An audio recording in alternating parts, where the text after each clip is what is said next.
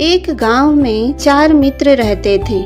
उनमें से 3 पढ़े लिखे और विद्वान थे, पर सामान्य ज्ञान की कमी थी। चौथा इतना विद्वान नहीं था, पर हर बात की सामान्य जानकारी रखता था। वह काफ़ी व्यवहारिक था और अपने अच्छे बुरे की समझ रखता था। एक दिन तीनों मित्र ने तय किया कि उन्हें अपने ज्ञान के बल पर धन कमाना चाहिए। वे अपनी किस्मत आजमाने के लिए दूसरे देश के लिए चल पड़े। वे चौथे दोस्त को साथ लेना नहीं चाहते थे, क्योंकि वह अधिक पढ़ा लिखा नहीं था, लेकिन बचपन का दोस्त होने के नाते उसे भी साथ ले लिया। चारों मित्र ने यात्रा आरंभ की। रास्ते में एक घना जंगल पड़ा। एक जगह पेड़ के नीचे हड्डियों का ढेर दिखाई दिया। एक मित्र बोला, विज्ञान की जानकारी को परखने का अच्छा अवसर है। ये तो किसी मरे हुए जानवर की हड्डियां लगती हैं। चलो इसे फिर से जिंदा करने की कोशिश करते हैं। पहले मित्र ने कहा, मुझे हड्डियां जोड़कर ढांचा बनाना आता है। उसने कुछ मंत्र पढ़े और हड्डियों का कंकाल बन गया। दूसरे मित्र ने कुछ मंत्र पढ़े तो कंकाल पर खाल आ गई और शरीर में खून दौड़ने लगा। अब वह एक निर्जीव शेर दिखता था। अपनी उपलब्धि पर प्रसन्न होते हुए तीसरा मित्र बोला कि वह उस बेजान शरीर में प्राण डाल देगा। चौथा मित्र चिल्लाया, रुको, ये तो शेर लगता है। जिंदा होते ही हम सबको मार कर खा जाएगा। तीनों मित्रों ने चौथे मित्र की बात पर ध्यान नहीं दिया और उसे मूर्ख कहकर उस शेर को जिंदा करने लगा। तब चौथा मित्र बोला, बस एक क्षण रुकना, कहकर वह पास के ऊंचे पेड़ पर चढ़ गया। अपने मित्र की बात अनसुनी कर तीसरे मित्र ने ज्यों ही मंत्र पढ़े, शेर के प्राण लौट आए। वह भयंकर शेर उन्हें देखकर दहाड़ने लगा। उसने पल भर में झपट्टा मारा और सभी मित्रों को मार दिया। जब शेर चला गया तो चौथा मित्र पेड़ से उतरा। उसे अपने मृत मित्रों को देख बहुत अफसोस हुआ। उदास और दुखी मन से वह अकेला ही घर लौट गया। एक गरीब परिवार में जन्मी एक समझदार लड़की थी, मीरा। वह अपने माता पिता के साथ गांव में रहती थी। उसके माता पिता बहुत मेहनती और संवेदनशील लोग थे, लेकिन उनकी आर्थिक स्थिति बहुत ही कमज़ोर थी। लेकिन वह इतना कमा लेते थे कि 2 वक्त का खाना खा सके। एक दिन मीरा के पास एक दुकान में खिलौने बेचने का मौका मिला।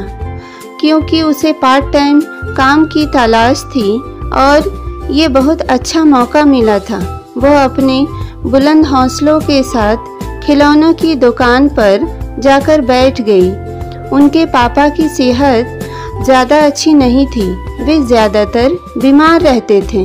गरीब मीरा ने देखा कि बाजार में बहुत सारे बच्चे खुशी खुशी खिलौने खरीद रहे हैं, लेकिन वह सभी खिलौनों को देखकर, हंसते हुए बच्चों को देखकर उसका मन उदास हो गया।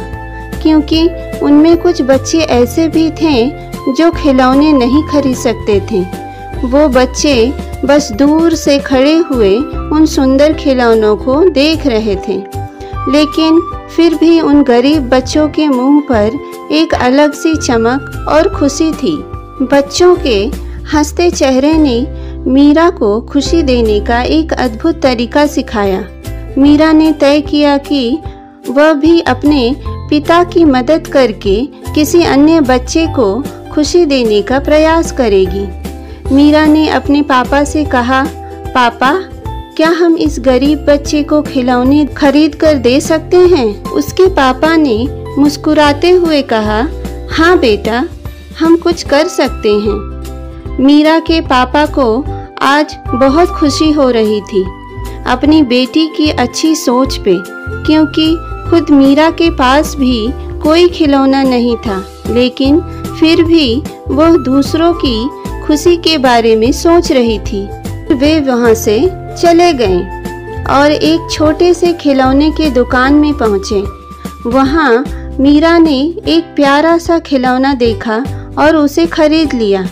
बच्चे के चेहरे पर एक मुस्कान लाने के लिए मीरा ने उस खिलौने को चुन लिया। उसने अपनी बचत से उस खिलौने को खरीद लिया और उस गरीब बच्चे को दे दिया। बच्चे ने उसे देखकर बड़े खुश होकर उसे गले लगा लिया। उस वक्त गरीब मीरा का मन भी खुशी से भर गया। उसने महसूस किया कि जब हम दूसरों की मदद करते हैं तो हमें सच्ची खुशी मिलती है। वापस घर आने के बाद मीरा ने अपने पापा से कहा, पापा, मुझे खुशी हो रही है कि हमने उस बच्चे को खिलौना दिया। पापा ने उसे गले से लगा लिया और कहा, तूने बहुत अच्छा काम किया है बेटा, इससे हमें भी अच्छा लगा है। उस दिन से मीरा ने निरंतर यह सीखा कि दूसरों की मदद करना हमें सच्ची खुशी देती है। वो हमेशा अपनी आर्थिक स्थिति के बावजूद दूसरों की मदद करने का प्रयास करती रही। इस गरीब लड़की की यह कहानी हमें यह सिखाती है कि सच्ची खुशी वो है जो हम अपने और दूसरों के द्वारा बनाते हैं।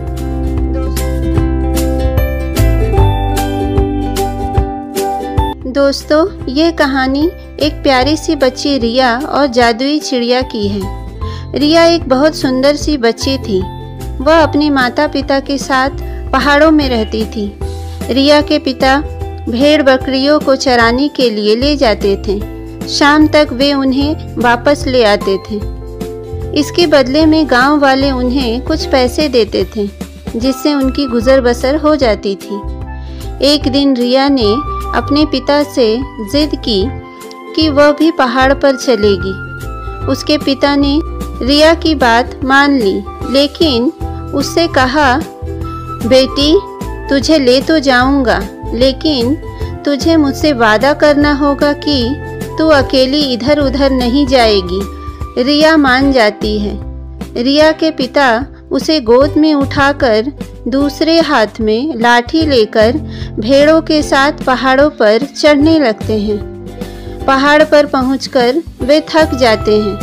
पहाड़ों के पीछे एक बड़ा सा हरी घास का मैदान था। सारी भेड़ें वही घास खा रही थी। रिया को उसके पिता ने कहा, बेटी, यही मैदान में तुम भी खेल लो, कहीं दूर मत जाना, मैं कुछ देर आराम कर लूं। रिया ने देखा वहाँ पर बहुत से फूलों के पौधे थे, जिनमें सुंदर सुंदर फूल लगे थे। रिया वहाँ से फूल तोड़ने लगी। तभी उसे कुछ आवाज़ सुनाई दी, हमें बचा लो, हमें बचा लो। यह आवाज़ सुनकर रिया डर गई। वह दौड़कर अपने पिता के पास जाने लगी, लेकिन उस आवाज़ में इतना दर्द था कि वह उस दिशा में चल दी जहाँ से आवाज़ आ रही थी। वहीं पास ही में रिया ने देखा कि छोटी सी सफ़ेद कपड़े की पोटली पड़ी थी। वह पोटली के पास गई तो पोटली हिलने लगी। उसमें से आवाज़ आ रही थी, हमें आज़ाद कर दो, हमें बचा लो। रिया ने डरते डरते पोटली खोली। पोटली अभी पूरी तरह से खुली भी नहीं थी कि उसमें से 3-4 रंग बिरंगी चिड़िया उड़कर बाहर आ गई।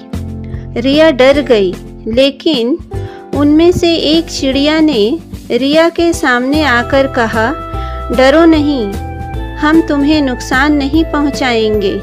चिड़िया को इंसान की आवाज़ में बोलते देखकर रिया ने डरते हुए कहा, तुम सब हमारी आवाज़ में कैसे बात कर रही हो? एक नीली चिड़िया ने कहा, हम दूर देश की राजकुमारियां थीं। एक जादूगर ने हमें यहाँ कैद कर रखा था। हमारे पिता से उसने हमें छोड़ने के बदले राज्य मांग लिया। राज्य लेने के बाद भी उसने हमें नहीं छोड़ा।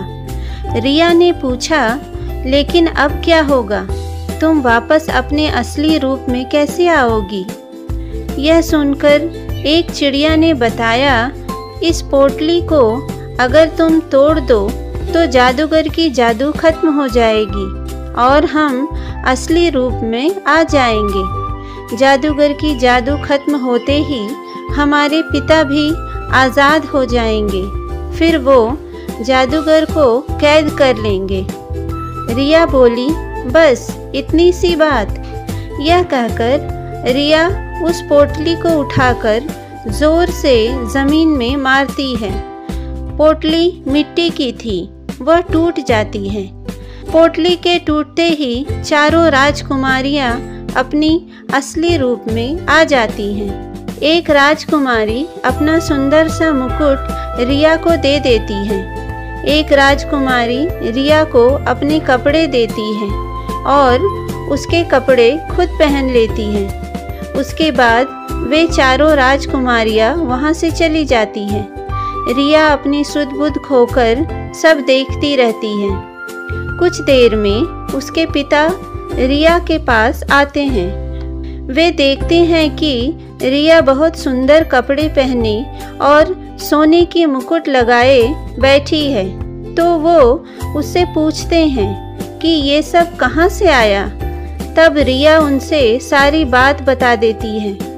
यह सुनकर रिया के पिता बहुत खुश होते हैं कि उनकी बेटी ने बहुत नेक काम किया है। शाम को दोनों घर आ जाते हैं। इस घटना के कुछ दिन बाद राजा के सिपाही उनके घर आते हैं। रिया के माता पिता और रिया को साथ ले जाते हैं। राजा के दरबार में उनका बहुत मान सम्मान होता है। राजा उन्हें अपने राजमहल में रख लेते हैं। रिया अब पूरा दिन उन राजकुमारियों के साथ खेलती रहती थी। लेकिन कुछ दिन बाद रिया बहुत उदास रहने लगी।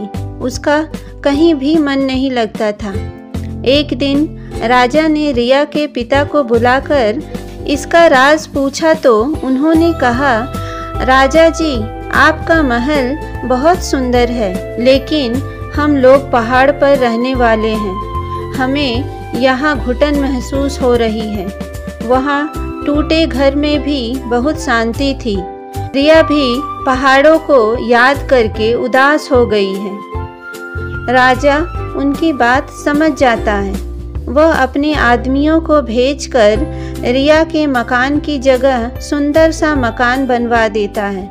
उसके बाद राजा बहुत सारे उपहारों के साथ उन तीनों को विदा करता है।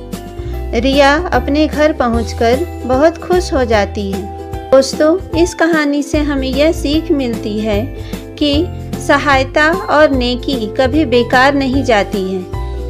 उम्मीद है आज की कहानी आपको पसंद आई होगी। अगर पसंद आई है तो इस वीडियो को एक प्यारा सा लाइक और शेयर करें और ज़्यादा से ज़्यादा सब्सक्राइब करें, जिससे कि मेरी आने वाली नई वीडियो की नोटिफिकेशन आपको मिलती रहे।